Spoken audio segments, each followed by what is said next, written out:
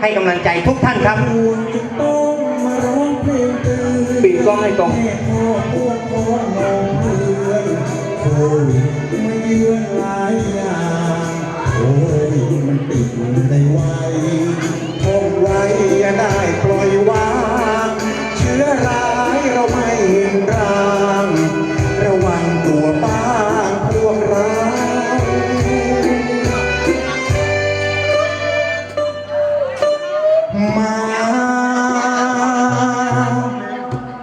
มาที่ท่วมท้นเพชรล้นเมืองไทยจะติดเรานั้นวันไหนบอกเราเมื่อไรกันเล่า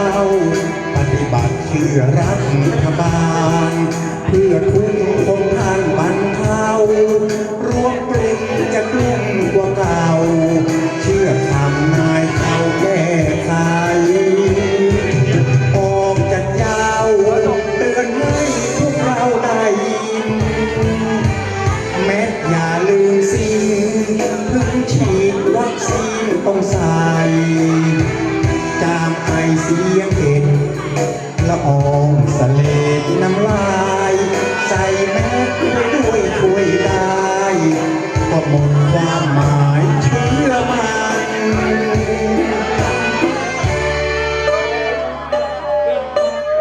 มือขวาซ้ายทั้งสองขอร้องมันล้างจำไว้เมื่อใดมือวางมันล้างมือทั้งวันอาหารเมื่อทานรู้ไหมต้องช้อนใครช้อนมันคุยกันทุกเมื่อเชื่อมันเขาให้ห่างกัน2 เมตรนี่คือมันสมองของดาวตลกปอปากควายดาวตลกคุณภาพแห่งอำเภอตะพานหินจังหวัดพิจิตรครับพี่น้องร่วมด้วยช่วยกันคืนวันนี้ครับ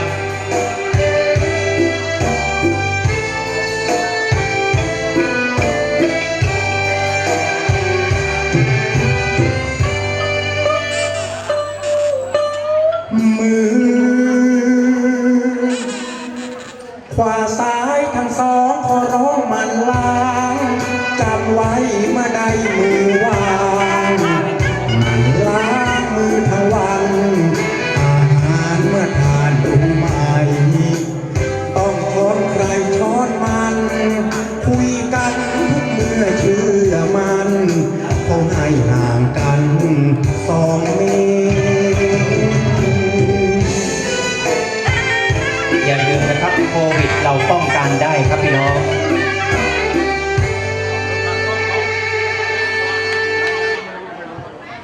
นี่คือผลงานของ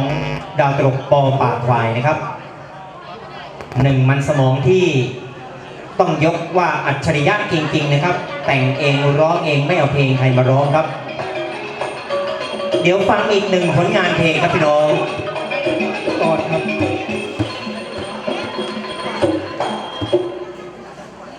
น้อมนำตะนงตรงสำเนียง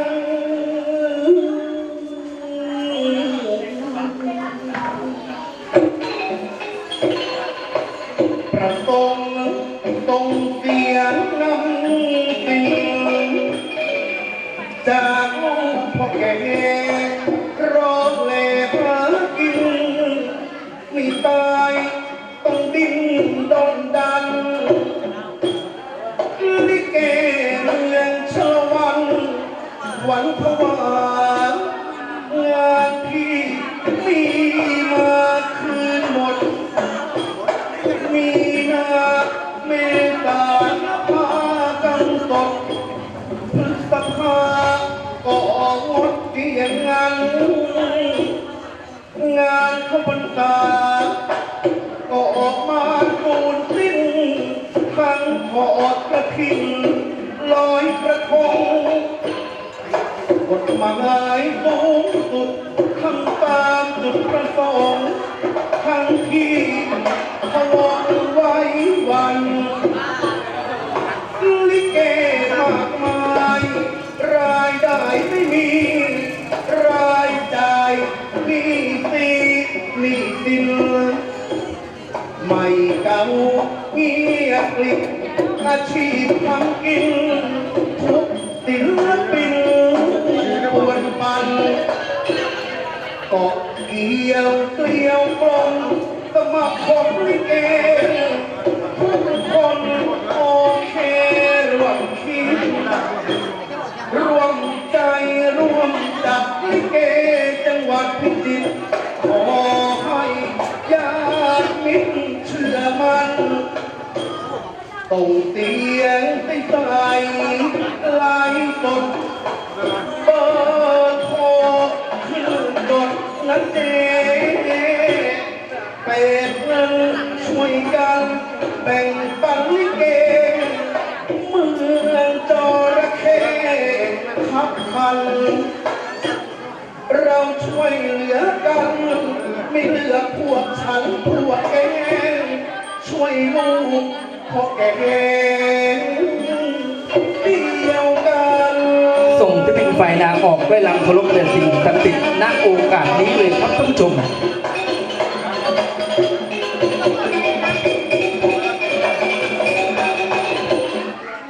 ส่งนางรำออกได้รำนะครับ เป็นวันแรกปฐมฤกษ์กับเคารพแด่สิ่งศักดิ์สิทธิ์พระภูมิเจ้าที่แม่พระธรณีเจ้าทางสิ่งศักดิ์สิทธิ์ณบริเวณศาลาอเนกประสงค์แห่งชุมชนร่มเกล้าเชิญครับ เชิญรับชม พิเศษกับหลวงพ่อนะครับหลวงพ่อที่อยู่นะครับที่บนศาลาด้วยนะครับ เมื่อตะกี้ถวายให้กับแด่เจ้าแม่ตาเดียวเป็นที่เรียบร้อยแล้วนะครับพี่น้อง ตอนนี้เป็นการไล่ลำถวายเคารพแด่สิ่งศักดิ์สิทธิ์พระภูมิเจ้าที่ในพระธรณีเจ้าทางขอให้ความศักดิ์สิทธิ์จงปกปักรักษาคุ้มครองพี่น้องชุมชนชาวร่มเกล้าทุกซอยทุกหมู่ทุกบ้านทุกย่านตำบลขอให้มีความสุขกราบขอบพระคุณเดชคุณพี่เสมอด้วยนะครับ ให้การดูแลให้การต้อนรับกับสมาคมลิเกอย่างดี และขอบคุณแด่ประธานชุมชนร่มเกล้านะครับที่รู้จักกับคุณนัทนะครับกับแสงสว่างนะครับขอบคุณมากขอบคุณเทศบาลเมืองตะบันหินโดยท่านนายกปัญญาแพรมงคลขอบคุณสพตะบันหินท่านผู้กำกับนะครับ ที่ให้ความสนับสนุนขอบคุณแด่กองสาธารณสุขของจังหวัดอำเภอตะบันหินด้วยนะครับ และก็ขอบคุณนายอำเภอคนดีของพี่น้องอีกหนึ่งท่านที่มีชื่อว่าอภิชาติสีม่วงครับพี่น้องท่านให้ความรักให้ความเมตตากับสมาคมงานไหว้ครูท่านก็ให้จัดที่ศาลา100 ปีเลยนะครับกราบขอบคุณผ่านสื่อด้วย ขอบคุณกำลังใจของชมรมลิเกจังหวัดพิษณุโลกขอบคุณกำลังใจของชมรมลิเกจังหวัดนครสวรรค์ขอบคุณสมาคมจังหวัดสุโขทัยขอบคุณสมาคมลิเกจังหวัดอุทัยธานีขอบคุณสมาคมลิเกจังหวัดนครราชสีมาขอบคุณสมาคมลิเกประเทศไทยโดยท่านนะครับนายกวันชัยอเนกลาภนะครับหรืออาจารย์เด่นชัยนะครับพี่น้องขอบคุณเป็นอย่างสูงขอบคุณแด่ศิลปินทุกท่านตอนนี้หลั่งไหลมานะครับพระเอกที่ชื่อว่าปาวานเดินทางมาถึงแล้วนะครับวันนี้นำทัพการแสดงจะสลับสับเปลี่ยนหมุนเวียนกันนะครับพี่น้องวันนี้เป็นวันแรกวันที่1บางคนบางท่านก็รวย4-5รวย9 2 7ก็ขอให้มีความสุขทุกคนพรุ่งนี้เป็นทีมงานของแสงสว่างดาวร้ายนะครับและพระเอกชัดชัยธรรมจารย์ตลกปอปากควายนะครับพรุ่งนี้3ทีมงานวันที่3ก็จะเป็นทีมงานของพระเอกชัชวาลก้องฟ้าลุงโรดโจ้งชัยโยและสอนทองจันทานะครับวันที่4นะครับจะเป็นทีมงานของพระเอกสุวิทย์เทวาพระเอกรุ่งวิระแสงเพชรพระเอกเอ็นดูพักดีนะครับและวันที่5เป็นทีมงานของลิเกให้หนุ่มเสียงคัดเซ็ตเพชรเกษมตลกเพชรบังเอิญนางเอกเพชรอนันต์นางเอกอัญชลีลุ่งโลดพระเอกปาวานพระเอกโอ๊ตวรวุฒิพระเอกดวงเพชรนะครับนางเอกเลดเพชรใจดวงเงินนะครับวันที่6จะเป็นทีมงานของดาวร้ายซีดีมักมีแดงพระเอกต่อทัศนะสินเสน่ห์นะครับทีมงานต่อทัศนะสินเสน่ห์นะครับแล้ววันที่7นะครับเป็นทีมงานบัวหลวงดาวร้ายของพิจิตรนะครับศิลปินส่งคิวการแสดงด้วยนะครับเราจะได้ประชาสัมพันธ์พรุ่งนี้ทีมงานแสงสว่างทำการแสดงลิเกก่อนนะครับแสงสว่างดาวร้ายนำทีมพรุ่งนี้พบกับพระเอกน้องแฟงชวานโมหลวงพระเอกน้องเน็ตพานุวัฒน์เสียงดูเบา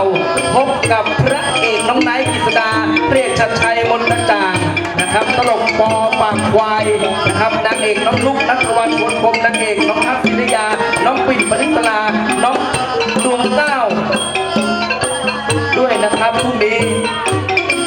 ปอปากควายนะครับขอบคุณจากทีมงานก็สิงห์แสวงชัยตอนนี้ส่งดาวยั่วอรยานะครับทุกขคุณมาร่วมทับกับสมาคมลิเกขอบคุณศิลปินทุกท่านกำลังหลั่งไหลมาชมการไล่รำจากนางรำชุดนี้ครับจากน้องแฝดนะครับน้องใบเตยน้องใบตองนางเอกนะครับน้องก้อยนะครับน้องก้อยจากทีมงานยอดรักเป็นลูกหรือก็สิงห์แสวงชัยนะครับพร้อมด้วยนางเอกน้องนุ๊กและก็ดาวยั่วน้องเนมนะครับดาวยั่วน้องเนมนะครับพร้อมด้วยน้องแอนนะครับการติมาแล้วก็น้องๆของพัชยาลูกสาวแสงสว่างคนเล็กนะครับนี่คือความมาตรฐานการแสดงศิลปินจะสลับสับเปลี่ยนหมุนเวียนนะครับทุกผู้ชมส่งข่าวถึงศิลปินทุกคณะนะครับท่านจะได้ลิเกก่อนบอกเราด้วยนะครับคนจัดงานจะได้เตรียมวงดนตรีปีพาดให้จะได้เตรียมโฆษณานะครับขอบคุณทุกแรงเชียร์แรงใจขอบคุณนักเอกอุตสาวดีด้วยนะครับกำลังแต่งหน้าอยู่นะครับเดี๋ยวเดินทางมาร่วมครับ4 ทุ่มตรงเท่านั้นนะครับพี่น้องเงินทุกบาทนะครับเพื่อจัดงานไหว้ครูประจำปี 2564 ให้มันรุ่งร่วงไปนะครับขอเสียงสวรรค์จากท่านผู้ชมขอกดไลค์หน่อยกดหัวใจให้กับนางรำหน่อยและคนดูที่นั่งอยู่เสียงตบมือให้กับนางรำให้ตบมือวันนี้ขอให้มีความสุขขอให้ถูกหวยทุกคนงวดหน้านะครับเขาว่า2ยังอยู่นะครับ2อ่ะ แหมจริงเหรอครับแสงสว่าง พร้อมแล้วเชิญศิลปินทุกท่านเลยนะครับสู่หน้าเวที เชิญเลยครับพี่น้องที่เคารพครับท่านที่มาแล้วนะครับ กรุณาให้คณะอสมนะครับ ตรวจสอบสักนิดหนึ่งนะครับ แล้วก็กราบขอบพระคุณนะครับ พี่น้องชาวร่มเกล้านะครับรถลาอาจจะจอแจหรือว่าติดขัดสักนิดหนึ่งนะครับย่นยานพาหนะ ขอกราบประทานอภัยนะครับรถลาพยายามหน่อยนะครับ ชิดริมถนนเลยนะครับ เพราะว่าจะได้ผ่านได้นะครับ เรียนเชิญนะครับพระเอกนะครับจงรักดีเจนะครับ เชิญเลยครับ ท่านนายกสมาคมวิรัตยื่นแก้วพระเอกชัดชัยมันกระจ่างพระเอกมาแรงมดแดงน้อยพบกับแดงเทวดานะครับดาวร้ายที่หน้าหัวเราะขายหัวเราะนะครับไอ้เปาะดาวร้ายตลกปอปากควายแสงสว่างยังจะไปนะครับยังไปได้มีข้างในอีกพบกับอนรยาถ้าพร้อมแล้ววงดนตรีปิดพาดบรรเลงเพลงลงวาณโอกาสนี้ขอบคุณวงดนตรีปิดพาดอาจารย์หนุ่ยร่วมด้วยช่วยบรรเลงวันนี้วันแรกครับ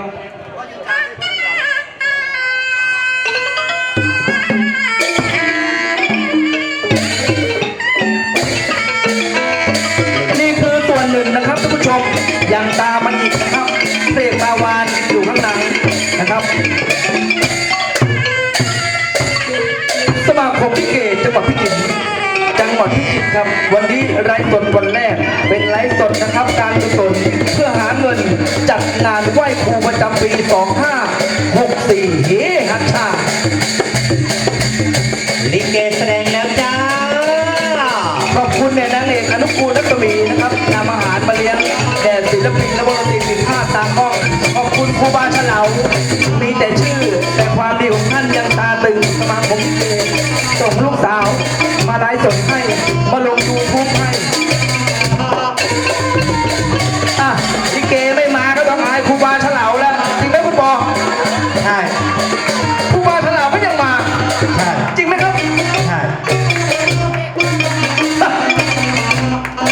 ศิลปินยังอยู่ด้านหลังอีกเยอะนะครับหลังเวทีศิลปินฝ่ายหญิงนะครับ ลิเกแสดง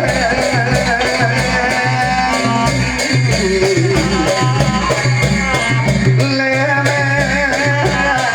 จ้า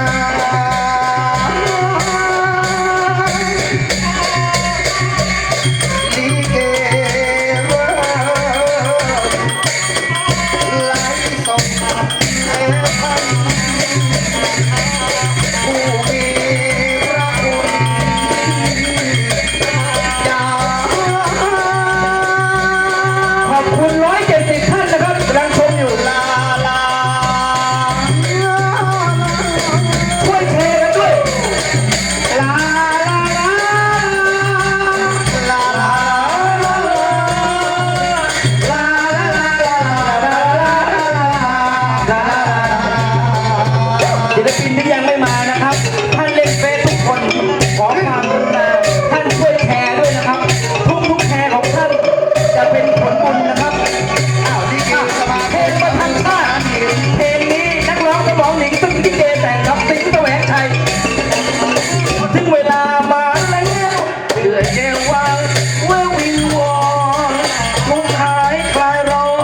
พอพัก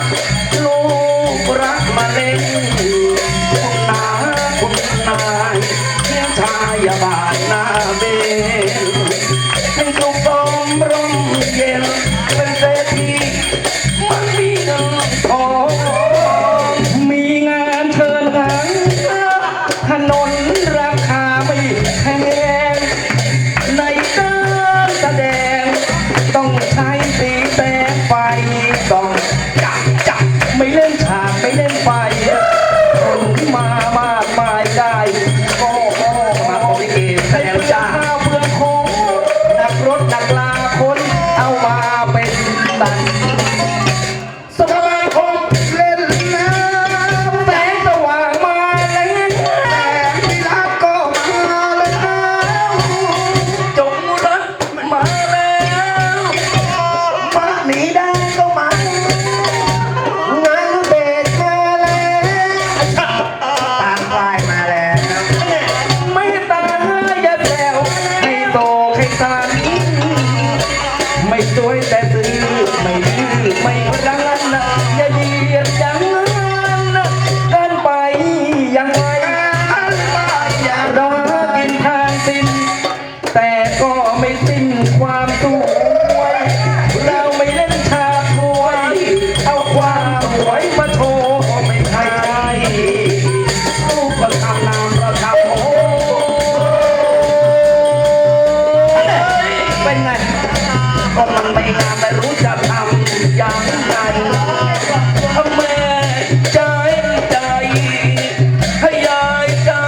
เห็นใจลิเกมันไม่สวยเลยก็ช่วยกันเชียร์ตะปูย่าตายาย